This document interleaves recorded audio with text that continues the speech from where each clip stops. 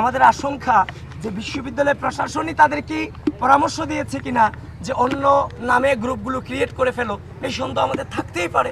যেহেতু তাদের কথা তারা শুনছে না, বিশ্ববিদ্যালয় প্রশাসন, নির্বাচন কমিশন তারা জানে যে কারা এই আইডিগুলোকে মেনটেন করছে, এই আইডিগুলোর অ্যাডমিন কারা, মডারেটর কারা, বিশ্ববিদ্যালয় প্রশাসন জানছে।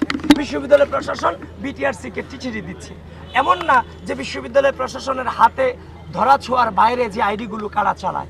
তো বিশ্ববিদ্যালয় প্রশাসন যদি জিরো টলারেন্স নীতি এই ব্যক্তিগুলো এবং যারা আইডি চালাচ্ছে তাদের সম্পর্কে না পারে, তাহলে ধরে নিব যে এই প্রপাগান্ডার পাশে বিশ্ববিদ্যালয় প্রশাসন এবং নির্বাচন কমিশন আছে। এটা স্বাভাবিক না?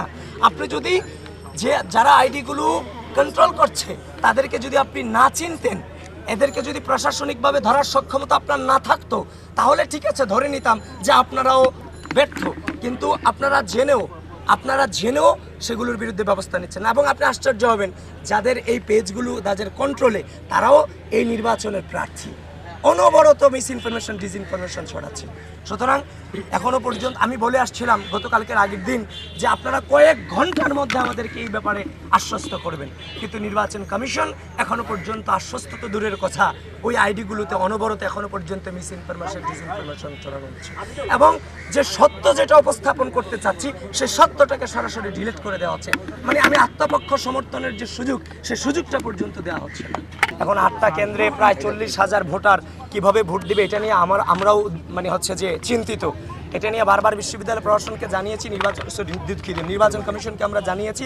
সেদিন আমরা লিখিত চিঠি দিয়ে আসছি, রিসিভ কপি আমরাও নিয়ে এসেছি। তারা বলেছে যে তারা আমাদের সাথে আবারও আলোচনায় বসবে, এটুকু আমাদেরকে জানিয়েছে। কিন্তু ভোট কেন্দ্র এখনো পর্যন্ত বাড়ানোর কোনো ব্যবস্থা নেওয়া হয়নি। কিন্তু আপনাদের মধ্য দিয়ে আমি এটাও জানাতে চাচ্ছি, দেখেন, আমরা নির্বাচনের বিরোধিতা করছি না, আমরা নির্বাচনটাকে সুষ্ঠুভাবে আয়োজন করতে চাচ্ছি। যদি তারা 8টা ভোট কেন্দ্রের মধ্য দিয়ে সুষ্ঠুভাবে নির্বাচন ব্যবস্থা বুথ বাড়ানোর মধ্য দিয়ে যদি আয়োজন করতে পারে, আমি আপনাদের সাংবাদিকবৃন্দ যারা আছেন আপনাদেরকে অনুরোধ করব, সাধারণ শিক্ষার্থীদের মধ্যে যে একটা ভয়, যে গত 2019 সালে ডাকসু নির্বাচনে আমরা দিনভর দাঁড়িয়েছিলাম কিন্তু ভোট দিতে পারিনি, এখানেও এমন একটা সমস্যা হতে পারে কিনা যে মাত্র 8টা ভোট কেন্দ্র, একটা ভোট কেন্দ্র 5,000, 4,500 করে আমরা এতক্ষণ দাঁড়াই থেকে ভোট দিতে পারবো কিনা, এই যে একটা শঙ্কা শিক্ষার্থীদের মধ্যে আছে। আপনারা নির্বাচন কমিশনের সাথে কথা বলে আপনারা এগুলোকে অবজারভেশন করে যদি সম্ভব হয় আসলে নির্বাচন পরিচালনার এই যে একটা শঙ্কা আছে, ভয় আছে শিক্ষার্থীরা, এটা আপনারাও আপনাদের জায়গা থেকে প্রচারণ করেন, এটা আসলেই সম্ভব।